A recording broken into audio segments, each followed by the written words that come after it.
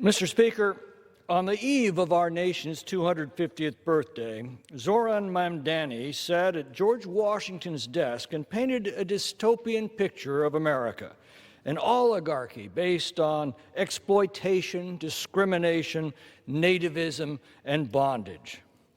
Well, stripping away the anti-American rhetoric, he seemed to make three general points. First, that America is so racist and xenophobic that many insist it, quote, belongs only to those with the right accent or the right shade of skin. Yet even as he spoke these words, foreign soccer fans with every accent and skin shade flooded social media to tell of their delight at the openness, hospitality, prosperity, happiness, abundance, and big-heartedness of Middle America. Indeed, America welcomes more foreign immigrants than any other country in the world.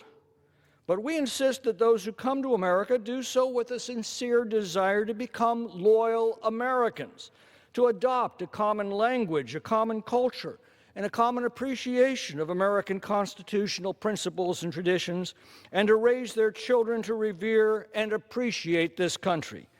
It's called assimilation. It's why we have immigration laws. That's the only way to build one great nation and one great people from all the nations and people of the world. Illegal immigration destroys that process. Mamdani, like so many on the left, obstruct our immigration laws and vilify those who enforce them. Yet if we don't enforce our immigration laws, then we have no immigration laws. Without immigration laws, we have no border, and without a border, we have no country. Is it possible Mamdani does not understand this, or is this his ultimate aim?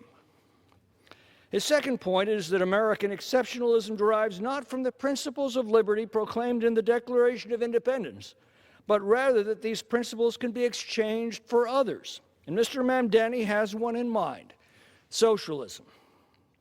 But freedom and socialism are two antithetical and incompatible things. Our fundamental natural rights as human beings come to us either from God or from government.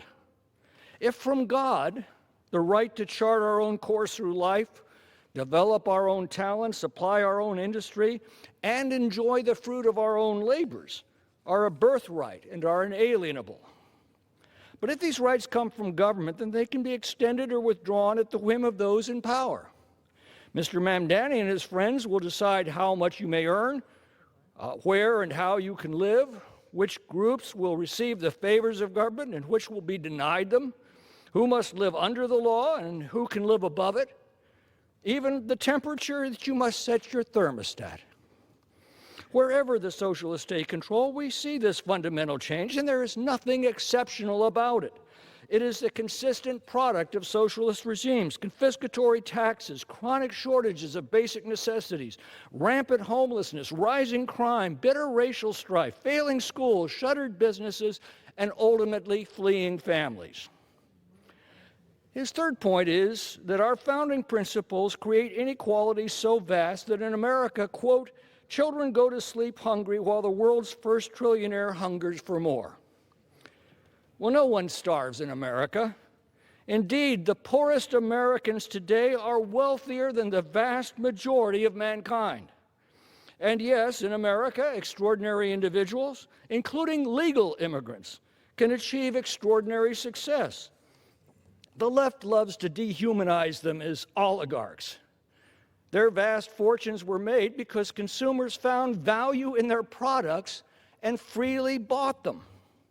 They've provided mankind with quantum leaps in technological progress that in turn produced the jobs and goods and services that provide Americans with a prosperity and standard of living unparalleled throughout the world. As John F. Kennedy reminded us, a rising tide lifts all boats.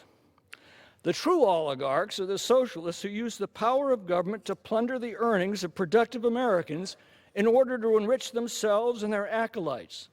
As Winston Churchill warned, the inherent vice of capitalism is the unequal sharing of blessings. The inherent virtue of socialism is the equal sharing of miseries.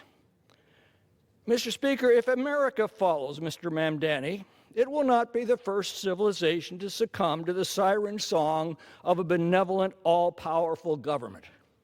But every civilization that's done so has awakened one morning to discover that the benevolence is gone and that the all-powerful government remains.